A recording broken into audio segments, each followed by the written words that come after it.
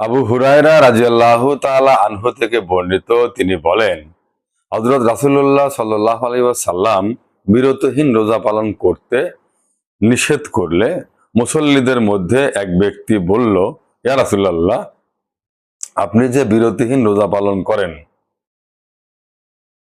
তিনি বললেন, তোমাদের মধ্যে আমার মতো কে আছো? আমি এমন ভাবে রাত যাপন করি যে আমার প্রতিপালক আমাকে পানাহার করান। এরপর যখন লোকেরা সাওমে বেশাল করা হতে বিরত থাকলো না, তখন তিনি তাদেরকে নিয়ে দিনের পর দিন সাওমে বেশাল করতে লাগলেন। এরপর লোকেরা যখন চাঁদ দেখতে পেল, তখন তিনি বললেন, যদি চাঁদ উঠতে আরো দেরি হতো তবে আমি তোমাদেরকে নিয়ে আরো বেশি দিন সাওমে বেশাল করতাম।